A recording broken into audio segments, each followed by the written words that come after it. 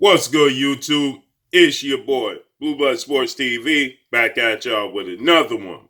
So, colorful ESPN analyst, boxing pundit, Max Kellermann, and former multi-division world champion, Hall of Famer, superstar boxer turned colorful analyst, Timothy Desert Storm Bradley.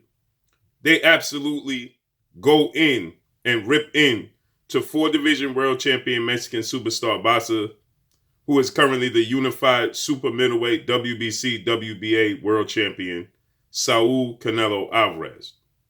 Canelo Alvarez, if you don't know, he announced that he will be have a 3-fight plan for 2021, and he laid it all out, and they announced it 48 hours ago. February 27th, he will be facing off against, get this, Avni Yildirim. Okay, Avni Yildirim. Okay, Avni Yildirim is 21 wins, 2 losses, 12 wins by way of knockout. He himself was knocked out. He stands at 5'11" and a half, 70-inch arm reach. Last fought in a loss. He last fought in February 23rd of 2019, 2 years ago, against Anthony Durrell, in which he lost the fight to Anthony Durrell in the WBC vacant title bout after former world champion, undefeated Mexican superstar boxer David Benavidez lost the belt outside the ring due to recreational use of, recreational party use. Okay, I'll just leave it as that. And he was stripped of the belt, which Anthony Durrell fought Avni Yildirim for the vacant belt. Anthony Durrell beat Avni Yildirim. Then David Benavidez beat Anthony Durrell. With that said, this is who Canelo Alvarez is going to fight, whom just happens to be a longtime sparring partner of Canelo Alvarez. Now, understand Canelo Alvarez just wants to stay busy. He just fought in December.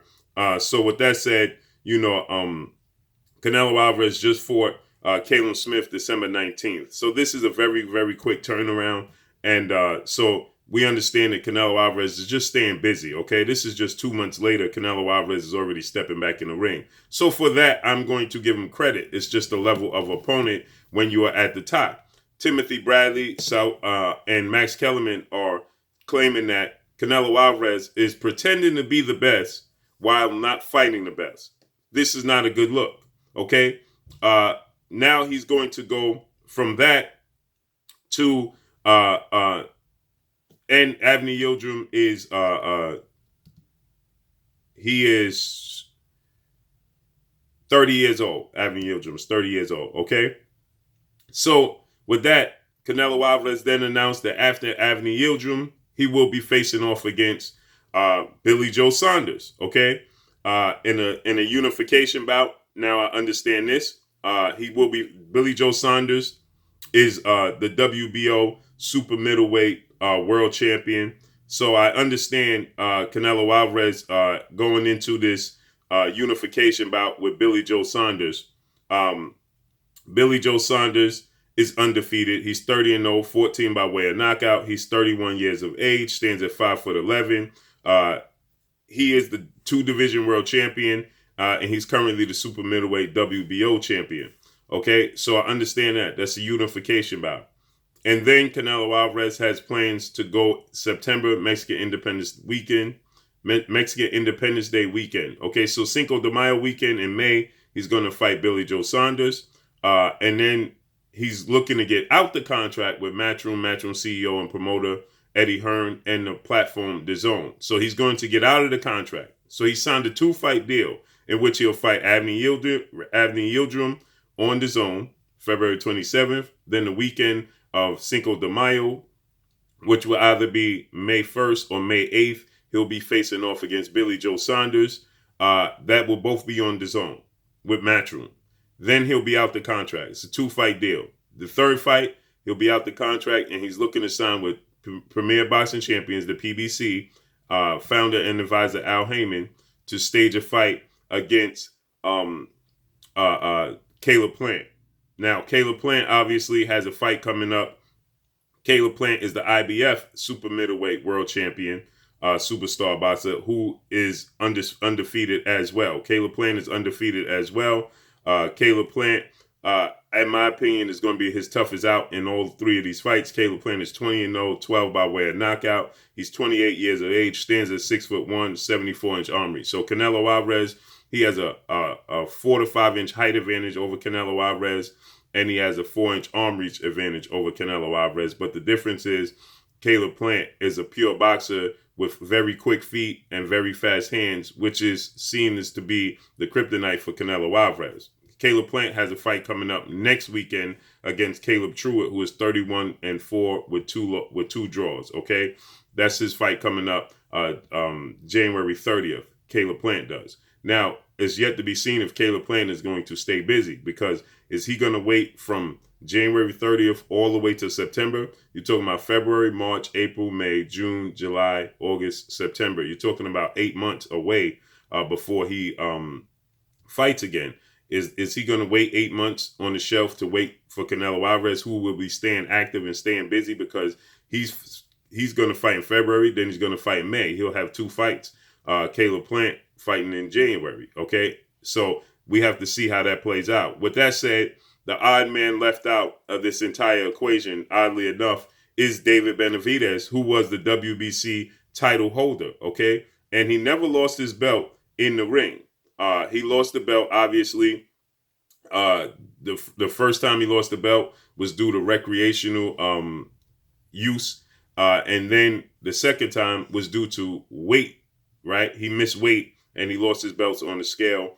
David Benavidez, 23-0, 20 by way of knockout. He stands at 6'2", 77-inch arm reach. He's 24 years of age. He's very young.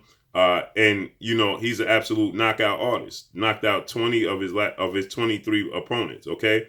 And people see David Benavidez as the best in the division. And the biggest fight at 168 was considered Caleb Plant versus David Benavidez. That's the fight that everybody wanted to see. So with that said, you know, everybody wanted to see Canelo Alvarez fight the best. As Max Kellermann and Timothy Bradley so elegantly put it, he's pretending to be the best at this point in time, but he's not fighting the best, okay? There's guys at 168 that he could fight that's the best.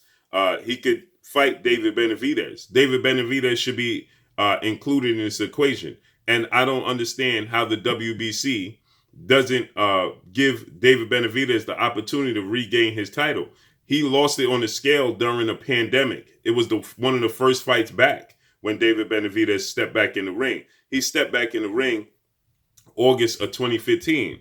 Boxing and sports just started to resume in July of 2020. Okay, so a month after boxing, and this was the second week in August. Okay, so just a couple of weeks after sports was resumed. Okay, the first sporting event with you know, in the sport of boxing, should I say, because basketball and NBA continued to resume. But in boxing, the first boxing match we had was Shakur Stevenson when he stepped back in the ring, and he stepped back in the ring July 9th of 2020. Okay, he was the first when he faced Felix Caraballo.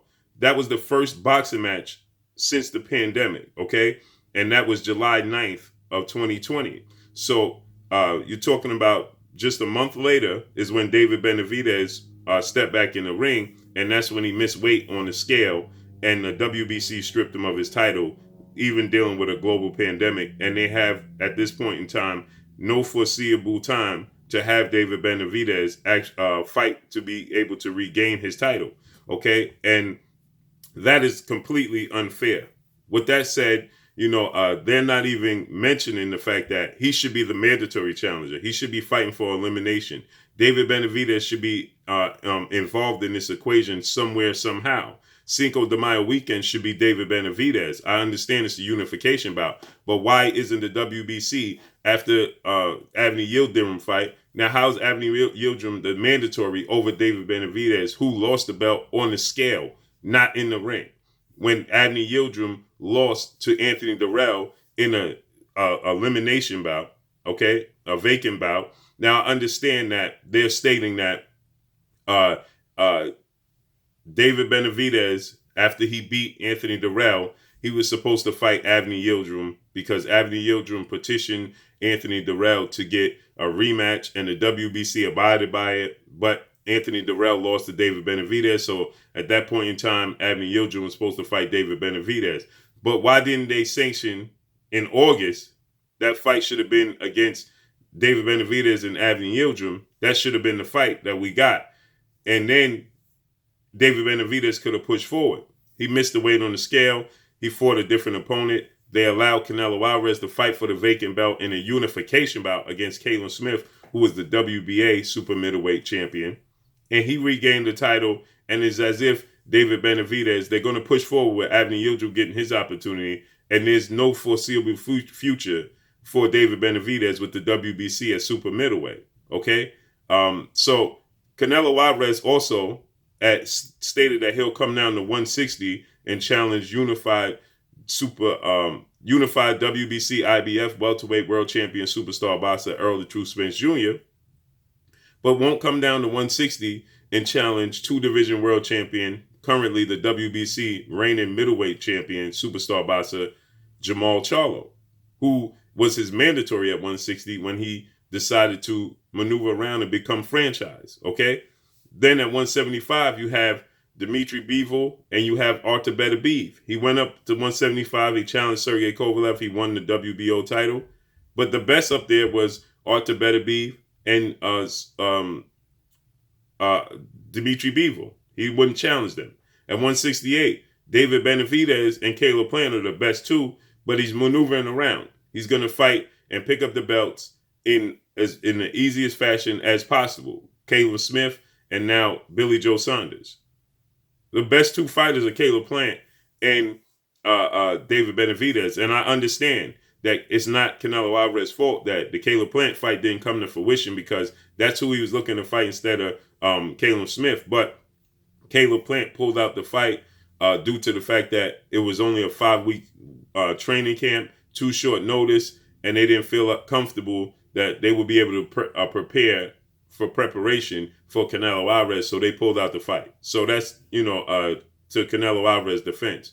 But on the flip side of that, David Benavidez should have been in the equation. It should have been David Benavidez versus Canelo Alvarez for the vacant WBC title. Then Canelo Alvarez, should he have beaten David Benavidez, move on and fight Caleb Smith in a unification bout. Not sanction a unification bout with a vacant WBC title to please Canelo Alvarez if you're the WBC. So with that said, Max Kellermann and Timothy Bradley, they're stating that Canelo Alvarez is simply at this point in time masking as the best fighter in the world, but he's absolutely not fighting the best fighters in the world. So I do agree that Canelo Alvarez, if you're going to go unify against Billy Joe Saunders, still a big fight, Cinco de Mayo weekend, great. Caleb Plant in September makes sense. But in December, now if he was to beat Billy Joe Saunders and he is to beat Caleb Plant, he's going to be undisputed at that point in time. The first undisputed Mexican super middleweight world champion to hold all 4 major sanction bodies. So he'll be undisputed because he already holds the WBA and the WBC. Beats Billy Joe Saunders, he'll be the WBO champion. And if he beats Caleb Plant, he'll have the IBF. In December, that will be a massive, mega showdown between himself and David Benavidez for undisputed. Let's see how that plays out. Let's see if he actually do it. Max Kellermann said that there's no doubt Terrence Crawford is still the best pound-for-pound fighter in the world. So did Timothy Bradley. He stated that Terrence Crawford is the best pound-for-pound fighter in the world. And he said that Canelo Alvarez is absolutely not looking to fight the best. He's looking for the best opportunities. That's all I got for y'all. Drop a comment in the comment section. Let me know what y'all think. Y'all already know what it is. It's your boy Blue, Blue Blood Sports TV. Hate, like, comment, and subscribe. You haven't subscribed? Hit the subscribe button, hit the like button, hit the bell icon to get all the new notification. Follow me on Instagram at Blue Blood Sports TV, all one word. Y'all already know what it is. Shout out to the entire LDBC. Shout out to New Media. Shout out to Black Media Row. Make sure you like and share these videos. That's all I got for y'all. Peace.